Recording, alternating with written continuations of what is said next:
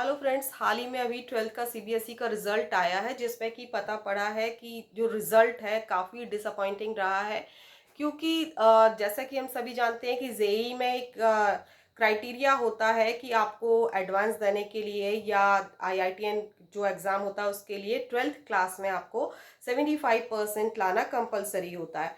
But अभी ये शायद कॉपीज़ ज़्यादा थी और टीचर्स जो चेकिंग करने वाले कम थे, या आई डोंट नो व्हाई।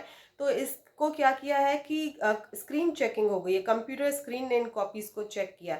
जो बच्चों के लिए फर्स्ट टाइम एक्सपीरियंस था, उनको पहले इसकी ट्रायल नहीं थी, तो उनको पता नहीं था कि हाउ टू फ्रेम आंसर, उनको नहीं पता था कि हमको इसमें क्या हमारे नंबर कम हो सकते हैं।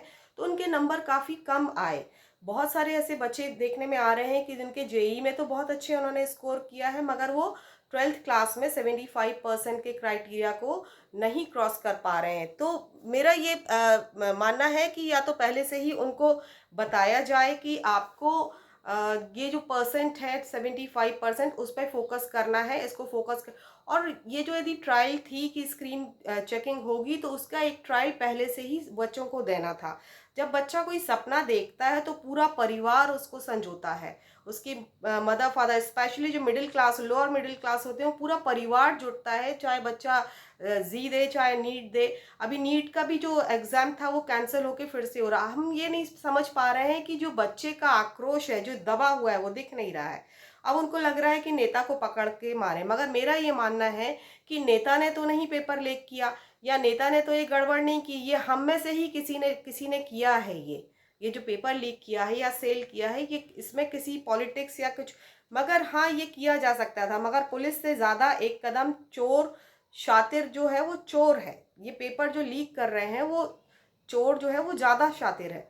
मगर हमें ये समझना होगा, तो जेन जी है और जेन अल्फा है, हम उनको क्या दे रहे हैं। अभी तो यदि हम या तो ये बोलें कि जब जब जो जो होना है तब तब सो होता है, चुपचाप बैठे रहो, सिस्टम चल रहा है, नहीं।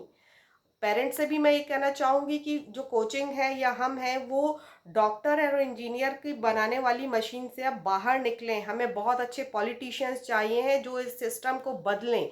हमें थिंकर्स चाहिए, हमें बहुत सारे अच्छे ऑथर चाहिए, राइटर चाहिए, सोशलिस्ट चाहिए। इन सबको चेंज करना होगा, वरना ये आक्रोश की जो चिंगारी कहीं दबी हुई है, जो अभी आज कुछ नहीं बोल रही, मगर आक्रोश कहीं ना कहीं अंदर दबा हुआ है चिंगारी बन के।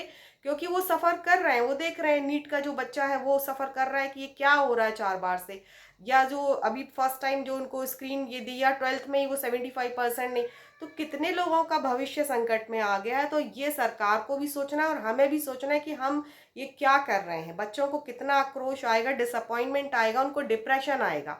तो आप ऐसी गलती ना करें कि उससे उनकी वो चीज़ बढ़े।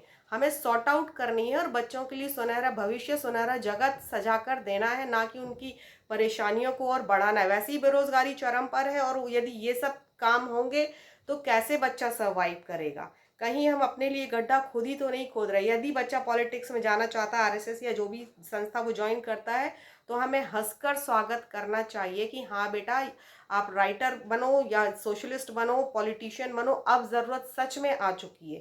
ये डॉक्टर इंजीनियर से नहीं चलने वाला है। सब एक होड़ में लगे हुए हैं कि मेरा बच्चा डॉक्टर और पैसा कमाए, ज़्यादा से ज़्यादा पैकेज लगे। इन सब से हमें बाहर आना है।